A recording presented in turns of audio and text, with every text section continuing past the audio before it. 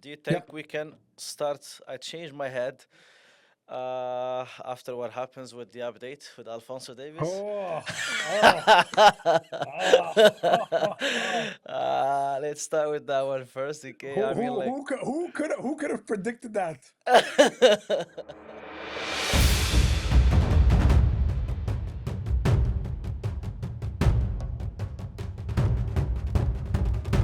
good day, everyone. The Astra Soccer Academy podcast, Beyond the Pitch podcast, is here. Episode 2 in season 2. With me today is Ilya Orlov, the head coach of the Toronto University program, the Varsity Blues program. Elia, welcome to the podcast. Thank you for having me, Mo. Thank you for having me. Looking forward to it. Awesome, awesome. Thanks, Elia. And Elia, thank nice again to connect. I know it's not in person as we usually do in courses. I just for those who maybe doesn't know Elia, Elia is really I consider him as one of also the mentors that I have in the game. I have attended in-person courses with Elia. Great human being and also great student of the game.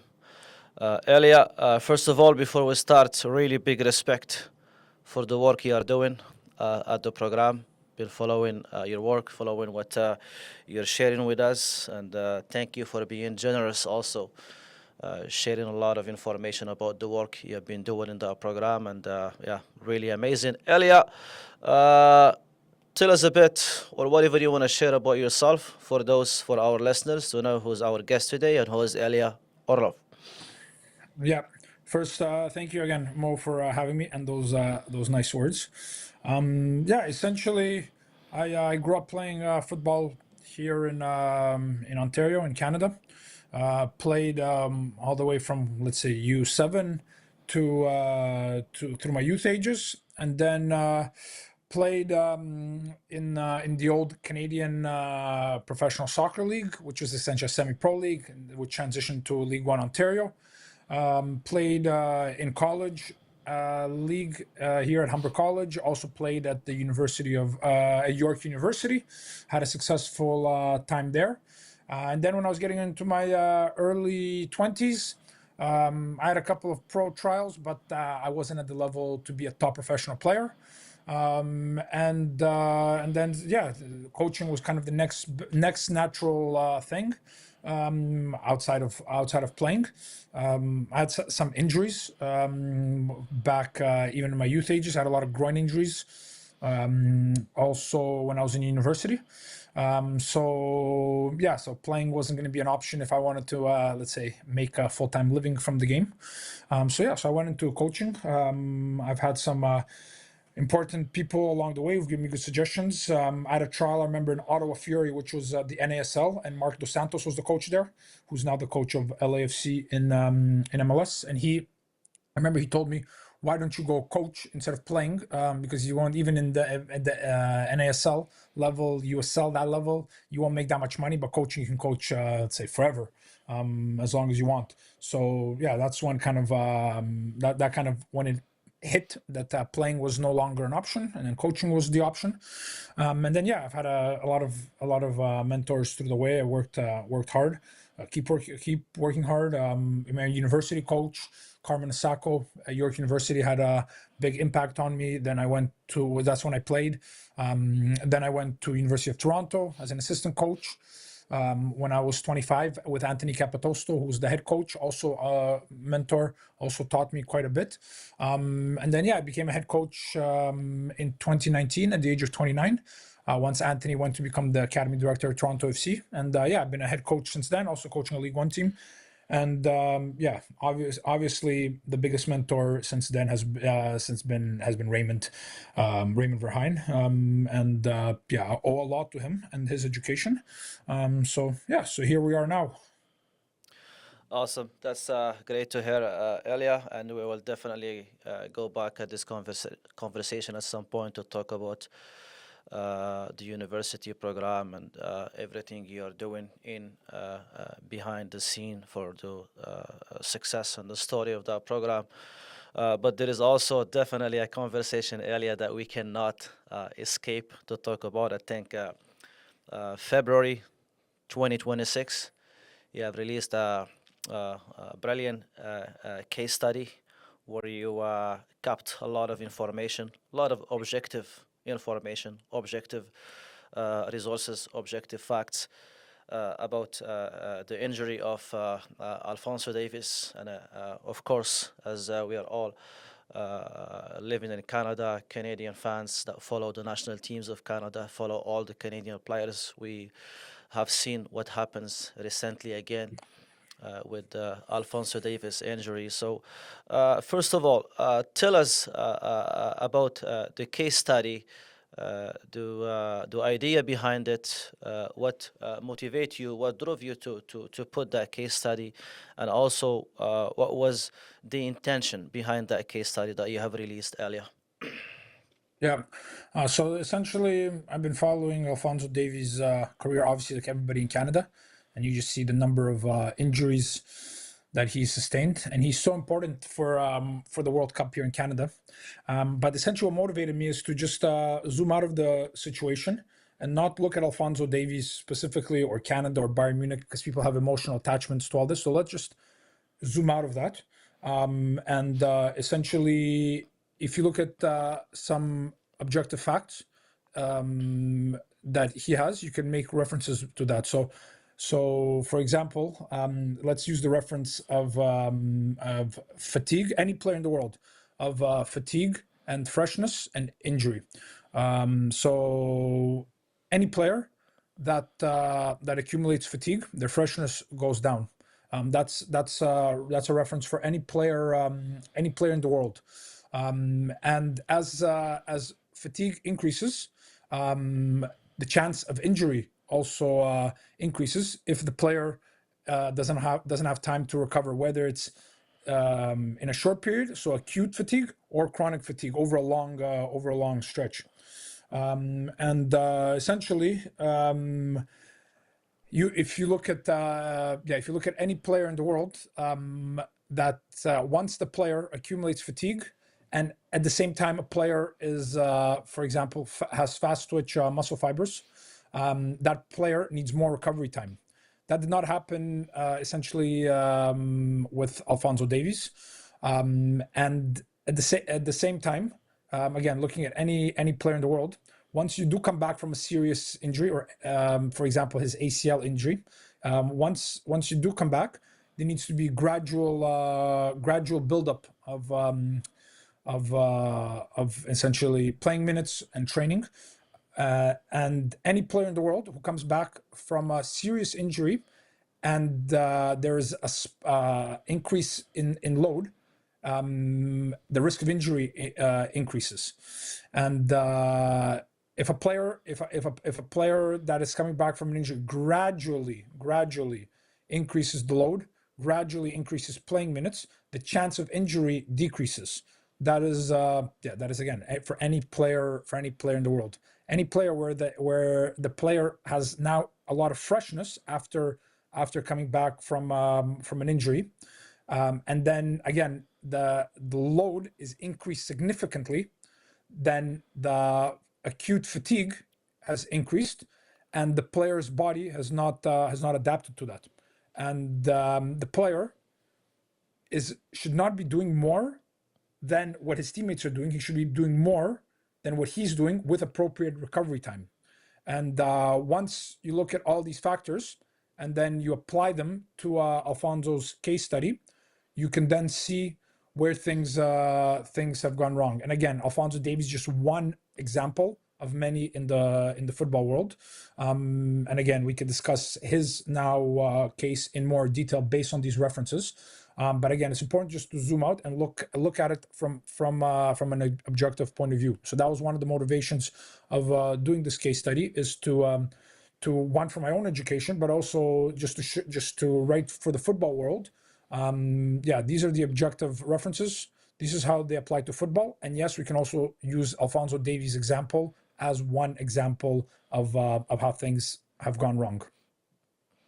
So yeah, no, definitely, I think uh, uh, he's not just an exception of the role here, but I think also just you used that case study as an example to objectify Yeah. your point and also your reasons in behind that. So, generally speaking, here, Ilya, are we talking about that in situations like this? Is it are we talking about managing the return to play better for players and how it should be, or are we also talking about there is a lack? It shouldn't be a lack of individual periodization within the team, periodization for the players that really, as you mentioned, came back from a long-term injury, like how you stated at this case study. So, if it's the return to play management and from your perspective, how that should be, if you can also incite our listeners about this. Yeah. So first, my perspective or my opinion shouldn't be a starting point. So exactly when you said my perspective, again, let's now that we've created a couple of references, now we can maybe we could zoom into to Alfonso Davies' specific case study. So the first one is freshness and fatigue.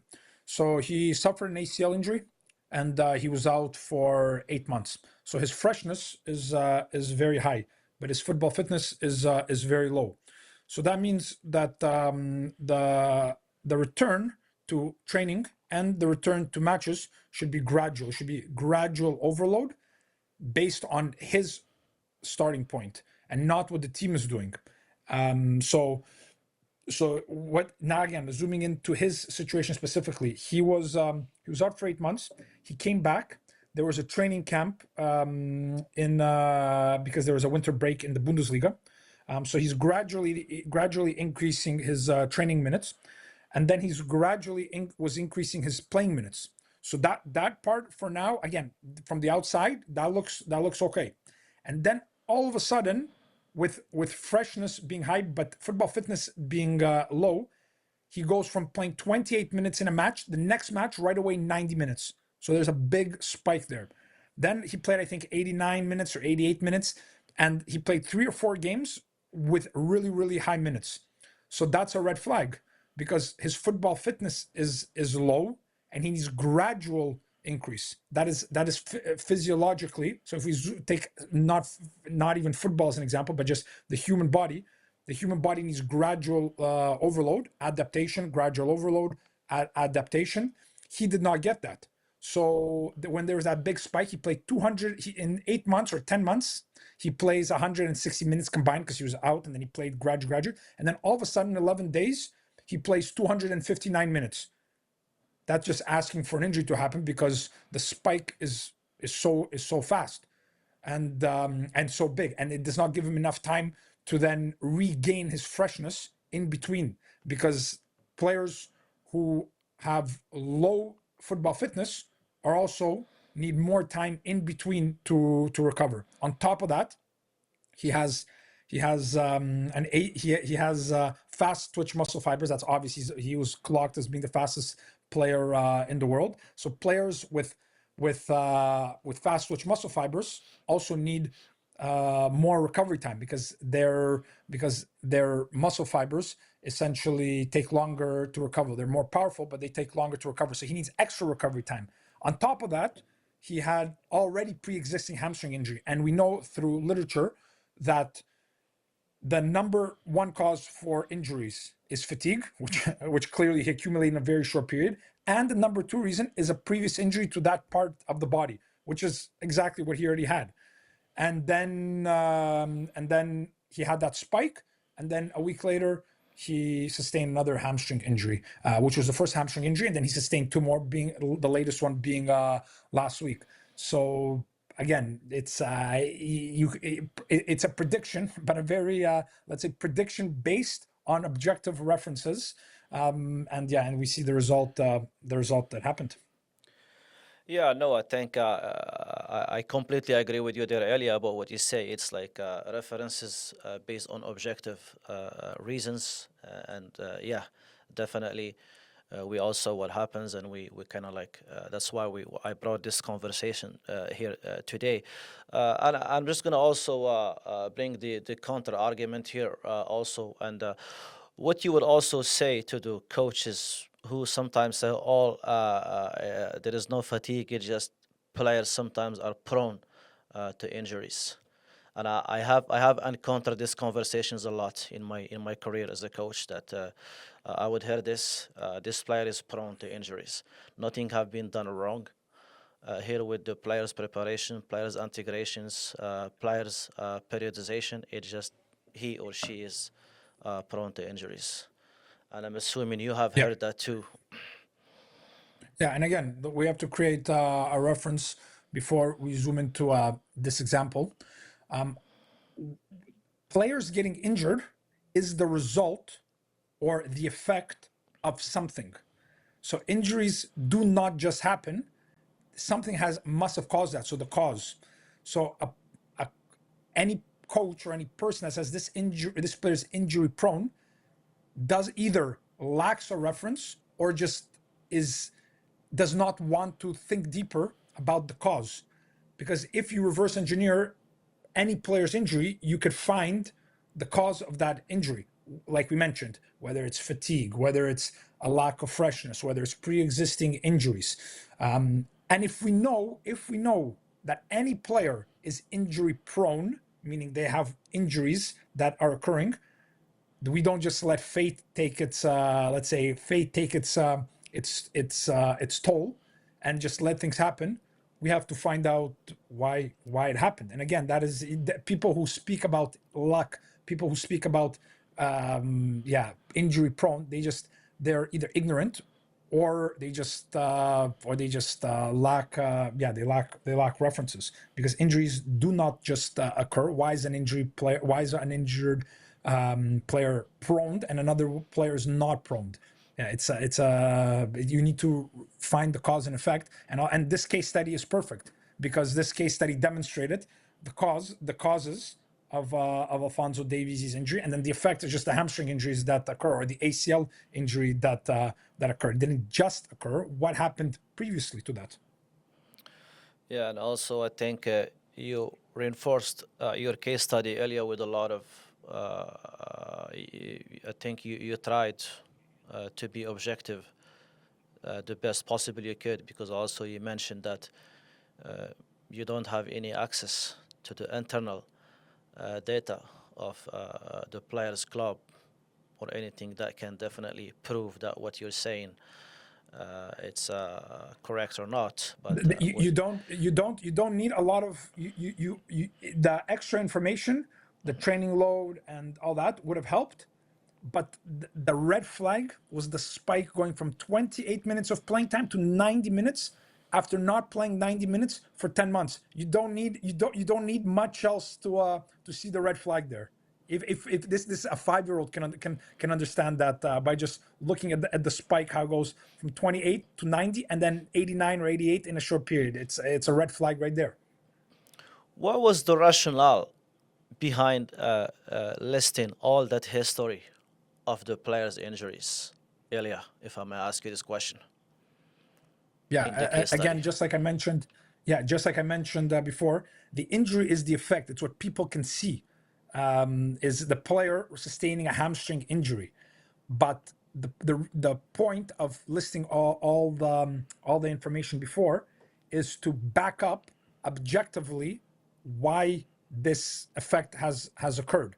And again, going back on research and literature, which is very clear in medicine, is that players who sustain an injury again, it's not Alfonso Davies, just any player in the world that sustains an injury, a soft tissue injury, specifically a soft tissue injury to a certain body part, they develop scar tissue. And that same place that is prone to the next injury. So that is why I listed it, just to show that the history of those injuries, and on top of that, also how he has been mismanaged in the past, because Alphonso Davies is not injury prone, just like somebody else is not injury prone. It is the mismanagement that is leading to him accumulating injuries. Because if he is treated essentially his training load, recovery load, playing load, blah blah blah blah differently, those injuries, I'm not saying will never occur because you can never guarantee that, but the chances of them happening are significantly reduced. But again, it's about knowledge of references when it comes to, like I mentioned, freshness, fitness, overload, recovery, super compensation, meaning the time in between training. So these references have to be clear to coaches.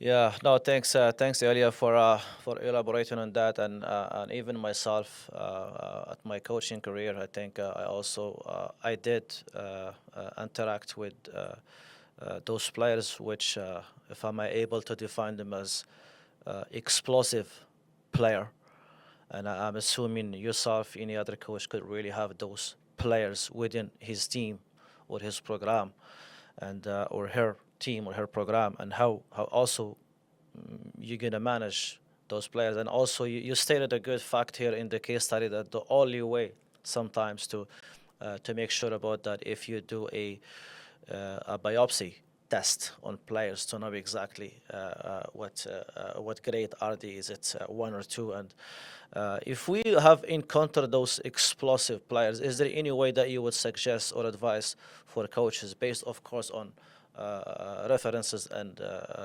objective reasoning, how we should manage those players within the team? Yeah. So again, going like you mentioned, the references is if a player is an explosive player, that means that his fast twitch muscle fibers are the predominant muscle fibers that this player uses. These players need more recovery. They need more recovery between actions in the match, and in general in between matches and training. How would you manage it? One, just like any player in the world, whenever they're either returning from injury or returning from a period of not playing, gradual overload. That's obviously one. And second, they need more recovery time. So having, for example, training session off, or reducing the amount of load in the actual training session. So for example, doing less repetitions, less sets.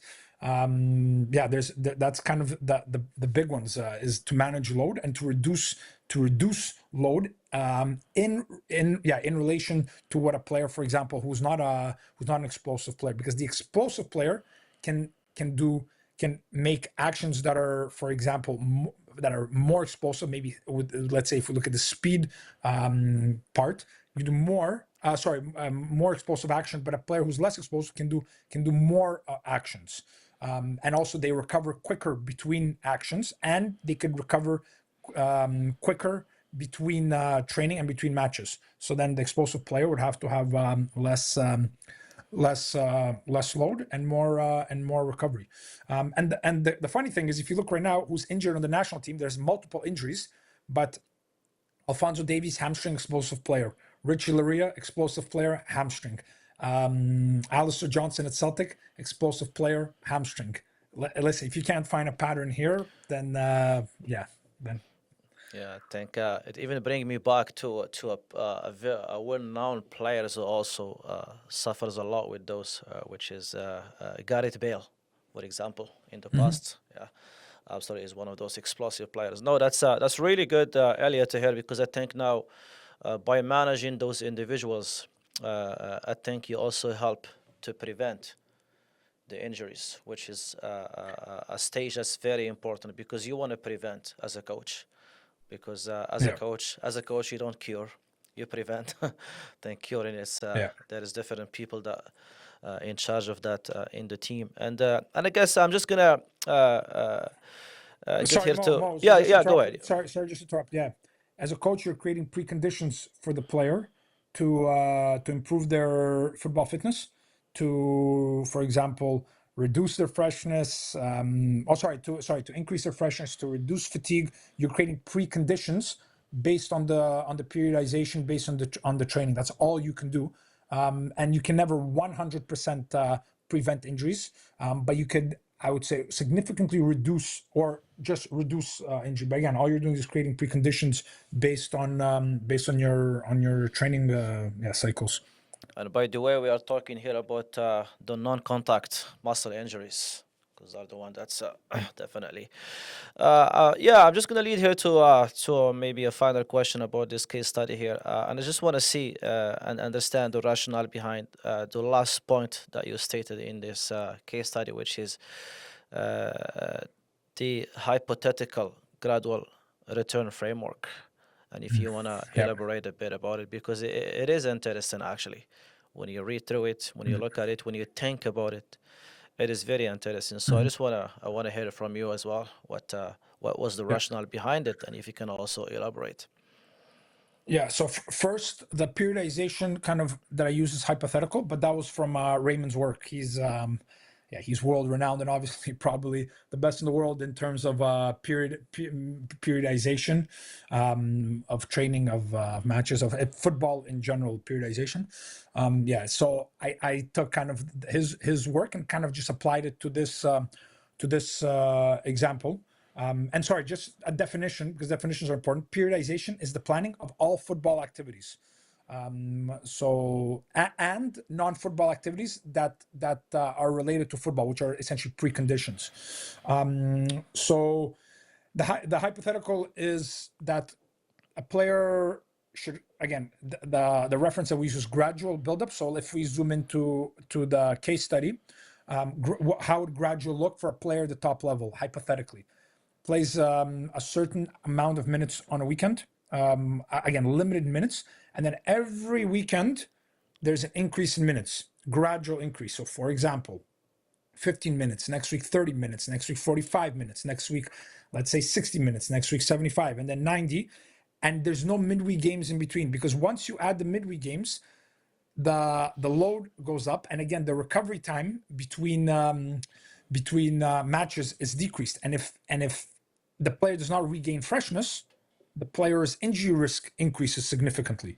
So once he's accumulating 90 minutes and his body can sustain playing at 90 minutes, then we can again gradually introduce midweek. So for example, 90 minutes and midweek 15, and then 90, then 90, 30, 90, and again, extra, et cetera, et cetera, et cetera, until a point where a player can play 90, 90, 90. And some players, based on their injury history, based on their recovery, based on all that, they might not even get to be able to play 90, 90, 90.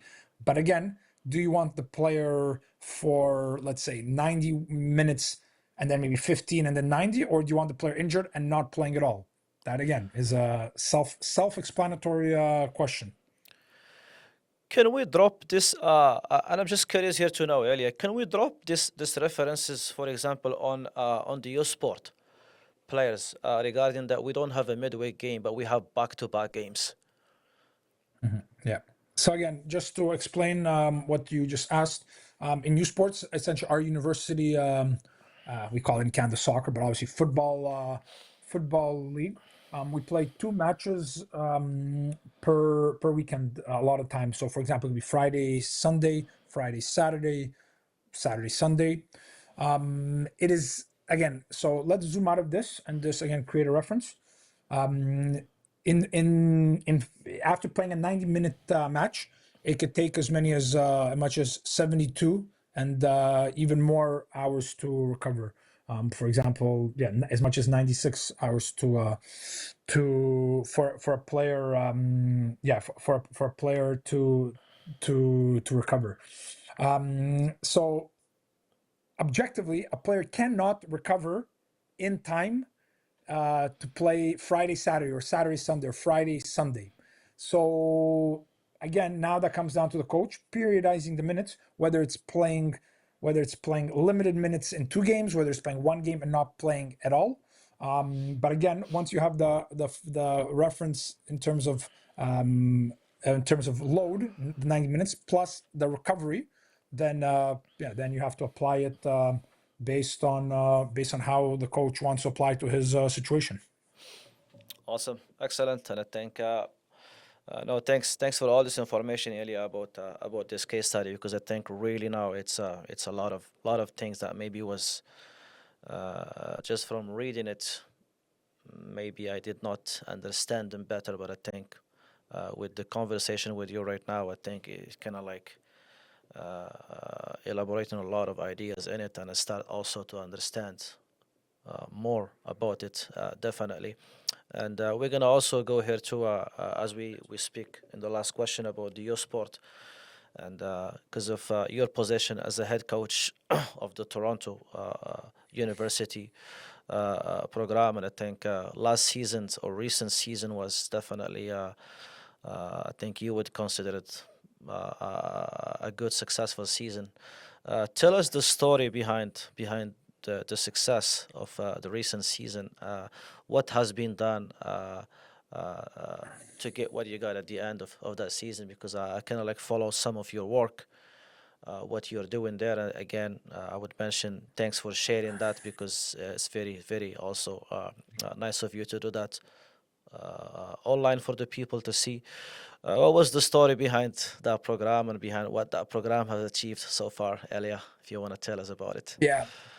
Yeah, so we have to start back in 2019 because it wasn't just a one-year, let's say, success. Is In 2019 when I took over, we had a really good team. We almost made the national championship, so we lost in the semifinal, and then obviously COVID hit, and then all the players. We had a large graduating group, and then so after 2019, then we didn't play 2020, so another large graduating group. So essentially, we started fresh in 2021. We started fresh with a brand new group of players, and a lot of those players that started with us back then were on the team that won the Ontario Championship, the OUA Championship this season. Yeah, it's been a development of 4 or 5 years, and slowly, year by year, we've had gradual improvements. In the first year, the first couple of years, the team wasn't that strong because of younger players, and then in 2023 we had a decent run in the playoffs. 2024, we first time in 14 years we won our division, but we had a really bad first playoff match, which we lost 5-2.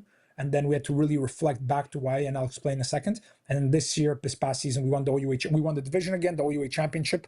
We lost in extra time at the national championship in the quarterfinals, but it was a very successful season. So going back to 2024, let's just start a little bit further back. After COVID was obviously wasn't a great time because people weren't in person and things stopped, but it also gave opportunities for education. So Raymond's courses went online, and also gave me more time to educate and to really reflect on, let's say, the first season, but also the last 5 years of my coaching, where I could do better. And again, it's all about reflection and self criticism, a lot of self criticism, and then obviously finding a mentor like Raymond who gives you very direct and very honest feedback. And again, it's the quality of the feedback, and a lot of those lessons from the online courses, from the in-person courses. I did my master's at that time in psychology and education, and every year just applying to our environment, applying a little bit, whether it's the periodization part, whether it's different lessons regarding building a staff, managing players, how you are with people, the football stuff. So applying, for example, the team intentions, things that were new for me in whatever it was, 2023 or 24, whenever we did the courses. So yeah, it's been a slow, gradual, a lot of experiments. And then 2024 we had a good team. We had, like I said, we had a great regular season, didn't do well in the playoffs. And then I really reflected why we didn't do well. We had to make a couple of changes. We had to remove a couple of players. We added a couple of new players. And and then essentially we had no injuries pretty much the last 2 years. We had no real injuries. This year we've had one minor injury, calf injury, based on our periodization. I think we had the lowest injury rate in probably in North America, because which university program only has one injury where a player missed 2 games. But again, it's based on those references that I discussed before, based on understanding freshness and fatigue and all that, and then also understanding that in North America, playoffs is where it really matters. So the regular season, you just need to do good enough To and be in the peak at the right playoff. time. Yeah. Correct. To be in the playoffs and peak at the right time. So to peak at the right time, you need fresh players in the end of October, middle of October. You need players who are not injured, because injured players means the best players aren't playing if they're the best players. So you need fresh players. You need players who are not fatigued, and you need to have developed at team level, the communicating at team level. And if you could do those 3 things, the chance of winning are increased. And we had a really good playoff run. First game we won pretty easily. Second was pretty tough, but again we won 2-0, and then the final we won 2-0 against our rivals and the team that essentially won the national championship. But again, it's just through understanding references, applying to your environment, a lot of experimenting, a lot of reflection, and yeah, we had a good season last year. Yeah, I think you just mentioned some good references actually for any university program head coach who may be listening to this podcast as well, to rely on them to build his own references or her own references, because at the end of the day, how you periodize your program, it's not necessarily going to be the same for another program, considering what factors and also what circumstances in that program is. And the scouting process, Ilya, for that program, if you want to tell us about it, like, is the core of the team, most of them from Ontario area, or you go outside of Ontario, or you go outside of Canada? Like, how do you work in your scouting process? And also, what rules and references and reasons you are using when it comes to scouting new players to bring them to the program? Yeah. Okay, good. So good that you mentioned again references. Is essentially we have a playing style, but that playing style is adjustable, meaning based on the abilities and inabilities of the player. So that's the first reference. Is the squad of 26 is built around the abilities and inabilities of the players, because at the University of Toronto, the grades, we have the highest grade average to get into the university in the country, which means we're very limited with the players that we can bring in. So sometimes we want this player, that player, this player, but they don't get in, so we get other players. So their abilities and inabilities are the starting point of how the squad is built. Sorry, and then once we do our scouting, again at the senior level, we do have a playing style of how our team plays, because again, winning is the priority. At youth level, having a defined, let's say, playing style or a game model, as has been discussed by Raymond, is not the right thing to do, and players should be taught Fundamentals. team essentially fundamentals, exactly. So communicating principles, deciding principles, technique principles, which again we also teach, but again at the senior level, where winning is the priority, and knowing the league really well, we do have a playing style, but again that playing style is adjustable. So when we go and we scout players, the scouting course that we did last year has really changed a lot of things about how we scout, and things that we could see visually of how players communicate. So how they exchange information, how they decide, their decisions, what, and deciding how. So the game insight principles, things that are visible from the outside, And those are important when sorry, Ellie, we scout players. are Yeah. you referring here to talent ID course we have done in Brighton? Correct. The talent ID course that we did, and there's things that we learned, because when we scout players, we can only visually see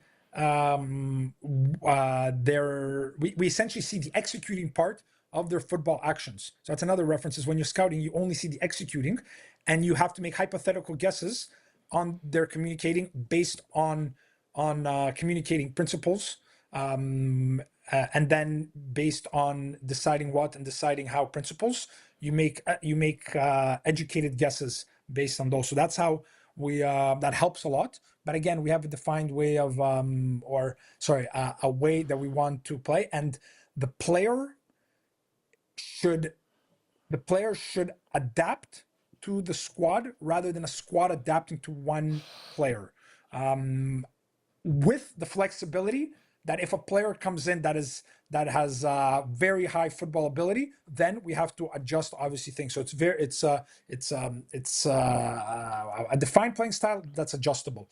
And then we scout. Majority of the players are from the Toronto area. So the other thing is we know the players pretty well, because the players that we scout here, they play youth football, and then we know that player, or somebody knows that player. So we know a lot of the players from here. But then we also have a lot of players from British Columbia. For those that don't know, it's on the other side of the country. We scout there. We have a couple of international players. So again, we use those references as a starting point, and then our individual environment, our individual team, obviously then fits. Then we apply that to the references, and then the final one is this year we've started to use more data and more analytics to scout. We have a data analyst. He's a football person, which is for me, or sorry, let's remove for me. When a club hires a scout or a data, what happens in football right now is they hire non-football people to then do data and analytics in the scouting process for a football club. Whereas what should happen is a football person who uses football as a starting point and has an education in data and analytics should work in the football staff or in the football environment. And that's exactly how we applied it. We hired, based on that reference, I hired a football essentially data analyst, who also helps us with our scouting. So we see visually what we want to see, but then we use data to back that up. And sometimes there's just so many players that we cannot see them just because there's thousands of players, that he's developing an algorithm where we could just on data, let's say, shrink the pool for us to then go and then actually visually see how they play. Is it challenging for a head coach at university, when especially someone like yourself? Because the reason why I'm saying this, because I kind of have I know how you're working, the reference you're working with. When you bring a player from a different environment, everything is new for the players. Maybe do references, do terminology. Those, for example, you mentioned those team intentions, individual intention, everything about the game. Maybe it's really, maybe good players with a good potential, but you have to get everything right from scratch with those players. Is it challenging for the head coach? How? Because I'm sure you have been through those situations a lot, or at least few times in your career, Yeah. where you bring up players where everything is new for that player. Yeah. So again, in any environment, and not I'll discuss ours in a second. In any environment, when a new player comes in to a new squad or to a new environment, or just a person in general comes in to a new environment, he'll have what we call unconscious stress, because there's a lot of new information, and the worst thing that can happen in a new environment is an overload of information, new references, new players or new teammates, new coaching staff, new city, because like I said, we have some players outside the city. The last thing you want to do is overload the player in general in any environment. It doesn't have to be our environment, because then essentially a player won't be able to adapt to that environment, or it will take much longer to adapt. So now, having that reference of overload and the new environment and unconscious stress, in our specific environment, the season is very short. So it starts preseason starts in August, and then we play in September, October, and essentially the playoffs are then in the middle of October. So it is objectively almost impossible for the player to adapt in that quick of time. So what we have to do is first start with team level. What does the team want to accomplish, and how does that player, so the individual intention, how does that player contribute to the team, just at that level. So essentially for 2 months, the work is, what does the team want to accomplish and how do you contribute? We stick to communicating and to what? Zooming into how and technique is obviously something we will do later on. But if the player does not know what the team wants to accomplish, because he's coming from a different team, and if the player does not know how he should contribute to that, so his individual intention, then the rest is irrelevant. And again, you don't want to overload too much, so we just stick to those, and then we play around, obviously, like I mentioned, with the fatigue, the freshness. A player again, in general, not our environment, a player who comes in from a lower level, whether that's lower level or a younger age, which a lot of our players coming from U18 and U19 football, playing university football is overload for them, because they have less space and less time, and a player who has to deal with less space and less time in general will accumulate more fatigue, because they have less time to recover between actions, and the action itself is more fatiguing. So what that player needs is, again, not our environment, in general, what that player needs is, again, more recovery time. And that's applicable for any player in the world. And based on that reference, players who are coming into our environment who are younger will usually play less. Again, underload for them, it's overload already. But again, we limit the minutes, we limit the amount of information they receive, so their brains can essentially receive this information and be able to then essentially process information and to apply it without being overloaded.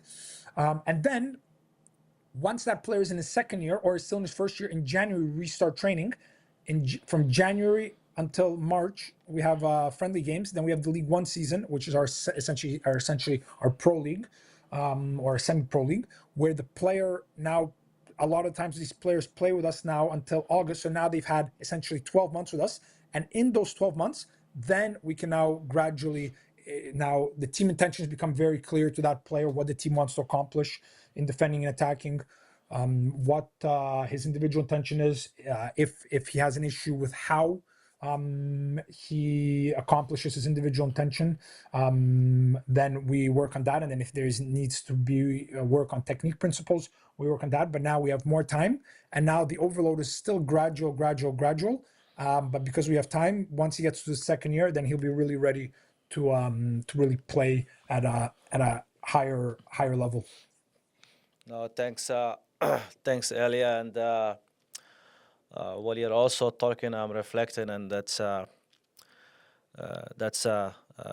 very funny for me to hear personally, because I've been countered and seen some stories which definitely I will not mention them here at the podcast, but there are facts actually, because I think what you just mentioned now, Ilya, what you just explained, it's definitely a very logical explanation for how a process of integrating a player from the youth to a university level, where you avoid the overload on both the player's actions and the player's body, and also the player's brain.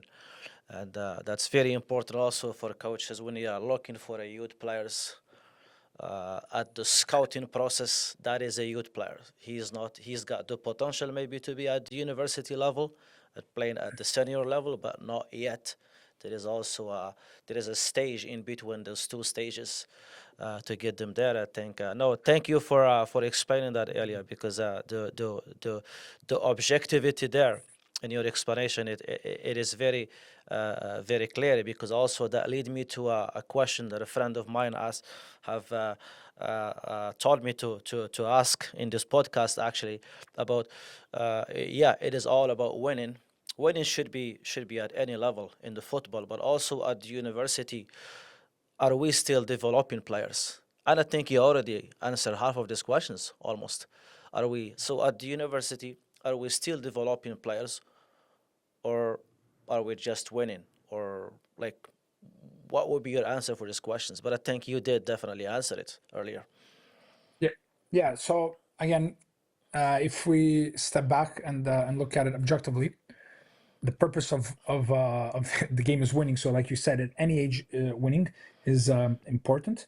Or it's not right. It is the purpose.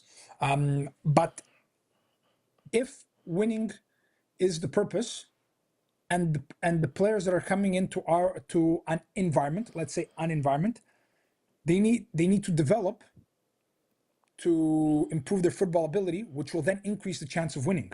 So in any environment, whether it's U6 or professional level, the whole purpose of the coach, or the intention of the coach, is to help the player, because the coach cannot make the player better. He can only help the player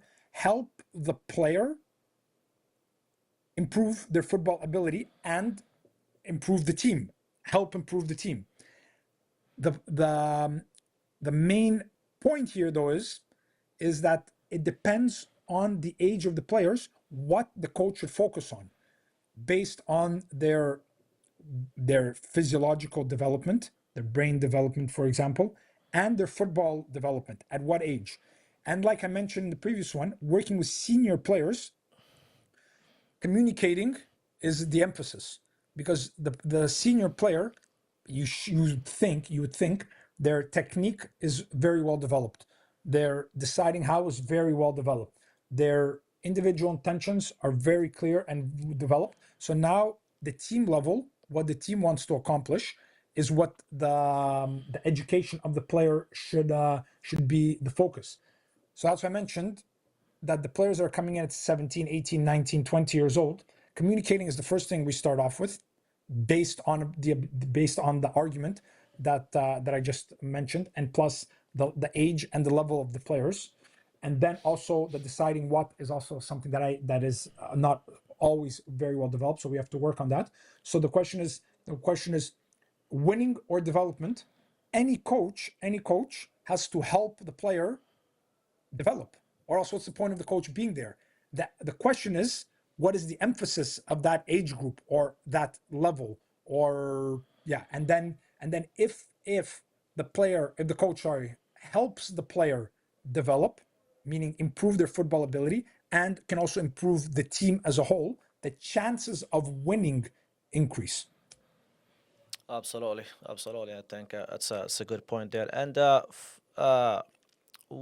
what would be the advice, or something that it has to be specific for the youth coaches working with those players who are maybe at the step door from the youth to that senior level? For example, want to go to that university level. We have players here, tons of players here that really wants to go and play at the university league. What would be the advice for any coaches working at the youth level to specifically zoom in and work with them on? I know there is different approach for anything, but yeah, it's just like if you would zoom in on one or two things that we need, because you are working with players that just came in, make that transition from the youth to senior level. Ilya. So if you look at the ages of the players, like I said, it's 17, 18, 19. That's the ages they're coming in. So I assume you're talking about ages of 15, like 14, 15, 16. Am I correct? Yeah, I would definitely talk. Yeah, exactly. Yeah, that's exactly the age. Yeah, Yeah. I mean, yeah. So at that age, the development of that player should be on their decisions, their game insight. And also already starting kind of 16, 17, they should also on their community, so team level. Because at the younger ages, the technique should already be top players, their technique at that age should already be top level. And then now you're working on their how they decide, and then what, so their individual intentions. If a player is lacking those references, the game inside references, or the game inside principles, if the player is lacking those, then the next step, going to team level, is going to be very difficult, because he has to, or she has to learn what the team wants to accomplish, is the principle. So essentially, the principles at team level, but they've yet to develop the principles for individual for the individual decision. So deciding how and deciding what.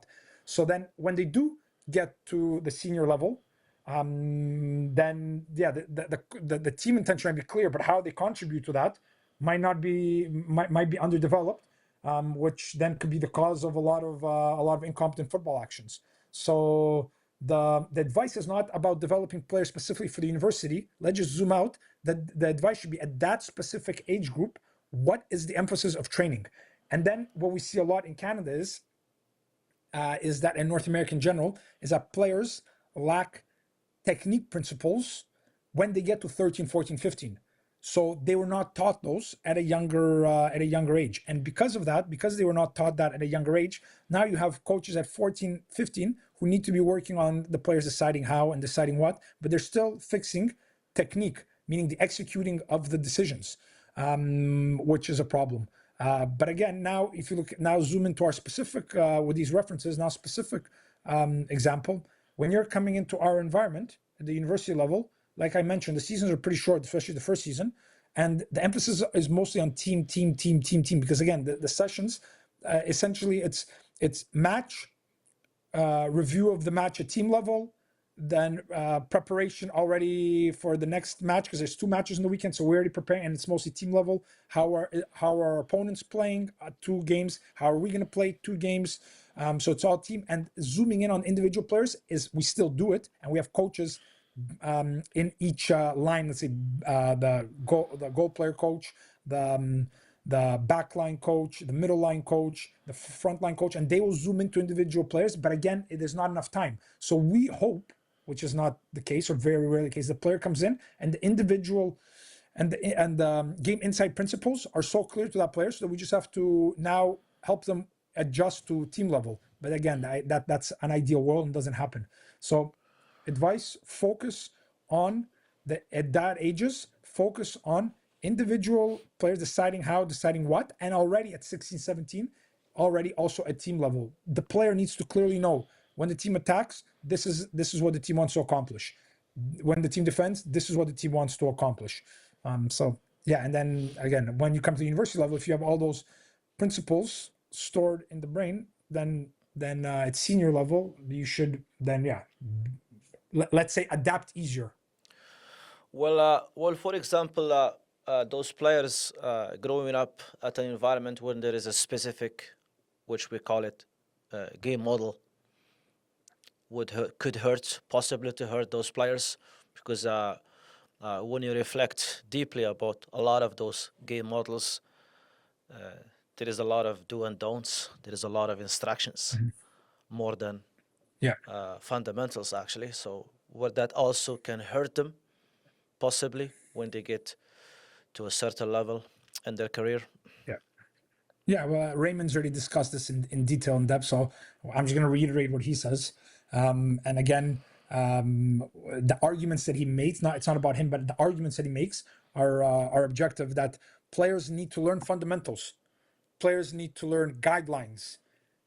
And then applying those fundamentals and applying those guidelines to whatever environment that player goes into is what should be, not what the coach of this specific team wants the player to do, because then the player goes to another,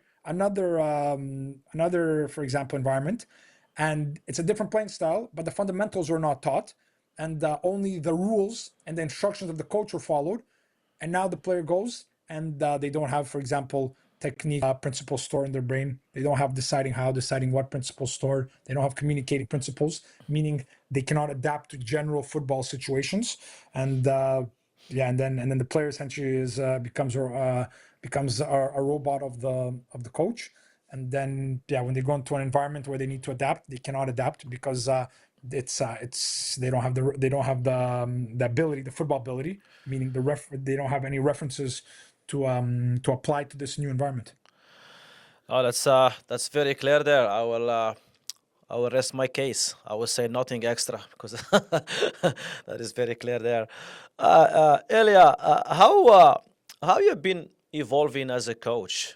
This is a question specifically about you today. Like, if you wanna, like, how how do you observe the evolving process within your coaching approach as a coach, and what you want to tell us about it? Like, what's happening with you as a coach that yeah, I'm really evolving. Yeah. I am better than how I was maybe 4 or 5 years ago. Because I think that would be also good for any coach who is listening to this podcast to maybe reflect on your experience. Yeah. So let's not use, again, as a starting point, my experience or me. Let's just use people in general and then coaches specifically. How do people evolve? How do people improve? It's first having knowledge, objective knowledge, or as objective as possible. No knowledge 100% objective, but as objective as possible stored in the brain, and then using experience to apply that objective knowledge. So the first step is that humans or people in general and coaches specifically should be educated based on objective references in all different scenarios. Football, like I said, communicating, deciding, executing. That's for example a reference. How to interact with players, management of players, all what we call management of players, but what we call psychology, but essentially how the brain works, is storing objective knowledge and then applying that. Once, but you can only store that objective knowledge. One, it's having mentors and reading information from reliable sources where the person you are reading or the person you are listening to, they themselves have objective references based on criticizing their own thinking. Whether it's a book, whether it's a podcast, whether, as I said, it's a mentor, is you can develop as a person by thinking about objective references, but it's also borrowing or stealing the references of others and then applying it to your environment. So once you have that knowledge, or the evolving knowledge, continuous evolving knowledge, the next thing is to criticize your own knowledge, and more importantly, to, if you want to expedite or speed up your development of knowledge, is having, again, these mentors and these people in your environment who will criticize your knowledge, criticize your actions, criticize your thinking, to help you improve. And then you yourself, based on their feedback, also continuously criticizing yourself, continuously reflecting, continuously evaluating, and continuously evolving. Because mistakes do not teach people better thinking, better actions. It's the evaluation of the mistake that then helps you improve. So essentially, yeah, that's what I kind of do every day. And again, it's having different mentors, different people in your life who you could listen to, who you can learn from. And obviously in football, Raymond is a big mentor of mine, and he everything that I just mentioned. Now to zoom in, kind of like you asked on my situation, is exactly what I just mentioned. Having Raymond, for example, always criticize your thinking, going to his courses, and then also the community of coaches that he has created, that you could reference. But then also, as you see, all these books that you read, there's a lot of really smart people that write these books, and then they have podcasts, and then they do research papers, so continuously reading that, and experimenting in your own environment. Then again, the cycle is the same. Knowledge, apply the knowledge to your environment. So those references, criticize, reflect, and then improve for future actions. Essentially, it's the reverse engineering of all these actions. But what I found so important is having mentors and having people that you trust in different areas, which I do have a few in different areas. That always will give you I'll give you very honest, direct, and objective feedback. So yeah, that's how I think, and it's also very enjoyable to learn. I find enjoyable developing and learning, and obviously it provokes dopamine in your brain from both anticipating the new learning and also when you do actually learn. So yeah, it's just about developing yourself with that. Thanks, thanks for sharing that because it's really a good process of evolving and take myself when I attended the first in-person course with Raymond in Amsterdam 3 years ago. Yeah, of course, I came with a lot of knowledge back, what I'm still reflecting on, but also one thing that stick or stand out for me at that time that he told us about, you need to have a good analytical theory within Yeah. your coaching. Really, I'm still reflecting on it, trying to get so better at it, and even reflecting on the course in Brighton last summer when myself and yourself been together in it. I'm still yes, of course, reflecting on all those talent development and talent scouting criteria, but also I'm reflecting on how I can develop my own thinking, how I can borrow other people thinking and develop my own. And I think Yeah, exactly. uh, And the other thanks great thing for Elia because he coaching. helped us a lot today. I say I think definitely what I'm doing today, reflecting in your podcast, I'm gonna use your thinking. I'm gonna borrow it Yeah. to also try to develop mine as well. And the other thing about coaching that I didn't mention was once you develop these references and you experiment with them, and you have, like you said, this analytical way of thinking. It also, what I've developed over the last many years is you take as much, we're all human, but you take as much emotion out of situations. I used to be the one that used to yell at the referees, used to yell at players after games. My head was felt like it was going to explode from all the stress. Whereas You make their whereas problem yours. you make their problem, but now, yeah, that's the big thing. Is the big message is humans in general, the less emotion. So the reference is the less emotional you are, the less your amygdala is triggered, the more your prefrontal cortex is activated. And prefrontal cortex, you can reflect on your own thinking, because if your amygdala is continuously activated, reflecting on your own thinking or reflecting on the thinking of others is very difficult. And again, we're all human, so we're not unemotional, but continuously trying to reduce the triggers of the amygdala is something that's been super beneficial for my personal health and for football coaching. I agree. I'm 100% with you on that, and that is a good example. Definitely a good example because it's and also you're thinking in action. It's better Mm. when you are very composed, especially in the bench when you are calm, composed, and because at the end of the day, it's the players on the field who's gonna win the game. You're And all also if also is that when as a leader or as a person, when you're calm, usually the people that are working with you, meaning your staff and your players, are also calm, because emotions are disactivated.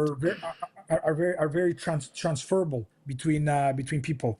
So if you're calm, the people around you will be calm. And yes, sometimes you have to, let's say, make people understand what they're doing wrong, or how to improve. But again, doing that in a very calm way, and then they stay calm. And that's something that I've learned over the years, is how your emotions and how your behavior really impacts the stress levels of the people, of especially the players that you're working with. Awesome, excellent, and really enjoying the conversation here with you, Elia. We can go for hours actually, but we understand that also you got things to do in your day as well. Elia, I just got a few points here that I want to debrief with. In the fact that having the World Cup here in Canada, which one of amongst the three host countries beside the United States and of America and Mexico. What impact will this event will make on the football in general in the country, if there is any? Well, if we're talking from a more, let's say, national, global level, introducing more, obviously, kids to playing football, but we already have high numbers. But I think it's more creating a legacy after that. That's the big thing about the World Cup, because there will be a focus on football specifically and Canadian football because it's in Canada. So, for example, they're now talking about building a national training center, which hopefully will be one of the legacies of the World Cup, which would be very important, because having we're I think the only country in the Western Hemisphere, from what I know, that doesn't have their own national training center. So that will obviously, I think, again, one of those legacies, and then obviously more government support, because we know we're a hockey nation, and more government support at the higher level, the global level. That's where I hope, the increase will happen. In terms of the lower level, in terms of coaching, yeah, again, it's based on funding, and improving that. But how that's gonna happen, I don't. I'm not saying it won't happen. I don't have an answer about how that might improve, let's say, coaching and development of players. That we'll have to wait and see how that happens. And generally speaking, are we moving forwards in terms of developing coaches here in Canada, or there is still a lot of work needs to be done? Has still a lot of work that needs to be done. The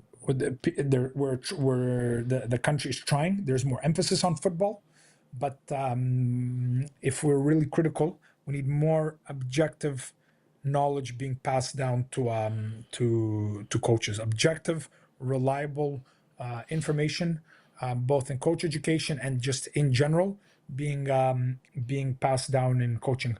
I'm not saying what is they're doing now is not better than it was, because the coach education now is way better than what it was even when I was starting out 10 years ago. Absolutely. Yeah, so we're not saying that it's very, very, very, very slow development, but like I said, it's always good to be critical of yourself, of your country, of the people you work. It's good, and it's about being critical about coach education, not in a cynical way, not what a lot of people do. People criticize just to criticize, to put people down, but it's more criticism for improvement. So is there a long way to go? Yeah, saying we need to improve and get better is a good thing, because now we could, if everybody's doing that and everyone's bringing objective knowledge to the table, then we can expedite the process. But it's slow. It's very slow. We obviously know our difficulties. Massive country, uh, population is spread around the country, so we have a lot of challenges. But yeah, I guess, like you said, with the World Cup, hopefully one step at a time, it will be a legacy for improvement. Let's see. Yeah, yeah, there is definitely many external factors, but definitely also we need to keep taking action and have the Yeah, intention. look, the Absolutely. players that have that, and you could say it's because of the everything that's happening, or despite of. But if you see some of the players that are playing right now at the top level in Europe that are Canadian, when did we last have that? Alfonso Davies, Jonathan David, Tejan Buchanan. Yeah, these are players that are playing Serie A, La Liga, and on good teams, Bundesliga, Champions League level. So has there been an increase, whether it's accidental or whether it's deliberate? That's you can argue that, but is there an improvement? There's definitely an improvement, and now, I said, the World Cup hopefully will expedite that. Absolutely. Earlier, what's something that not negotiated at your environment that as a coach, as Earlier, you don't negotiate that one within your environment, within your staff, anything that you want to share with us? Okay, so if we talk about on the pitch, it's the individual contribution to the team intention. The team is always the starting point, so that is non-negotiable. If you're one of the 11 players on the pitch, you must contribute to the team, and if you don't contribute to the team, you do not play. And then off the pitch, it's exactly kind of the same. It's more so the group intention. What does the group want to accomplish, or the squad intention, or the overall collective intention? And everyone must contribute in their own way. In their own way, so they have relative freedom, but in their own way, contributing to the collective intention, and that it could be in many different ways. For example, punctuality, being on time, that's a non-negotiable. If you're late, let people know. So again, communicating between people, between players, between staff.